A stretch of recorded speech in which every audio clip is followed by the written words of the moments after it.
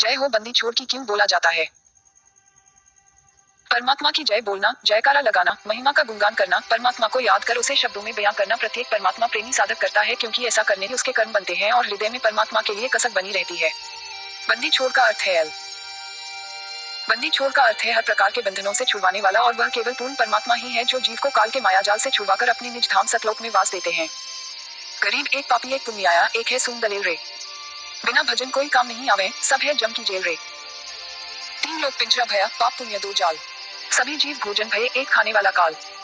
कबीर साहिब, यह शरीर पिंजरा है, हम इसकी कैद में फंसे बंदी हैं। हमारी सजा निरंतर जन्म और मृत्यु के चक्रव्यूह में गिरते रहने की है। इस चक्रव्यूह को काटने वाला पूर्ण परमात्मा कबीर कहलाता है।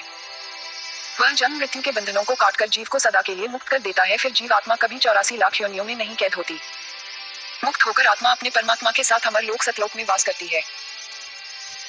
मनुष्य सबसे बड़े जन्म मरण रूपी बंधन में बंधा है, जो उसे दिखाई नहीं देता, और केवल पूर्ण परमात्मा रूपी सबसे बड़ा डॉक्टर ही उसके इस रोग का निवारण कर भक्त को मोक्ष प्रदान कर सकता है।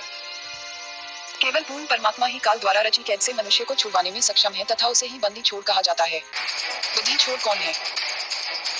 वह अपने साधक को धर्म ग्रंथों में वर्णित साधना एक तत्वदर्शी संत के रूप में आकर स्वयं प्रदान करके उसको हर बंधन से छुड़वा देता है, और वह पूर्ण परमात्मा और कोई नहीं केवल कबीर साहिब जी ही है।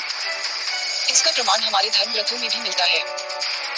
यजुर्वेद अध्याय 5 के श्लोक नंबर 32 में लिखा है कि जो शांतिदायक परमात्मा है, वह अपने साधक के कर्मों के बंधन को छुड़वा देता है। वह परमात्मा कोई और नहीं सिर्फ कबीर देव है, जो सम्राट की भांति अपने निज स्थान यानी सतलोक में रहता है। पवित्र सामवेद संख्या नंबर 1400 में 359 में सामवेद अध्याय नंबर 4 के खंड नंबर 25 के श्लोक नंबर 8 में विवरण है कि पूर्ण परमात्मा अपने तत्व ज्ञान को समझाने के लिए इस संसार में आता है। वह परमात्मा सर्वशक्तिमान है, और वह काल के सभी कर्म रूपी किले बंधनों को तोड़ने वाला है, जिससे साधक का मोक्ष निश्चित है। केवल वही पूजा के योग्य है, और वह कबीरदेव यानी कबीर साहिब है, परंतु केवल वेदों में वर्णित साधना करने से ही ये संभव है। जीव धर्म बोध पृष्ठ 93 2001 पर वाणी में उल्लेख है। वेद विधि से जो कोई ध्यावे, अमर लोक में वासा पावे। स्वसंवेद सब वेदन का सारा, ता विधि विजय उतरे पारा। श्रीमद् भगवद गीता अध्याय 4 श्लोक 32 में कहा है कि पूर्ण परमात्मा यज्ञ यानी धार्मिक अनुष्ठानों का यथार्थ विस्तृत ज्ञान अपने मुख कमल से बोलकर बताते हैं, उसे तत्व ज्ञान कहते हैं। उसको जानकर साधक सर्व पापों से मुक्त हो जाता है, तथा उसे मोक्ष की प्राप्ति होती है।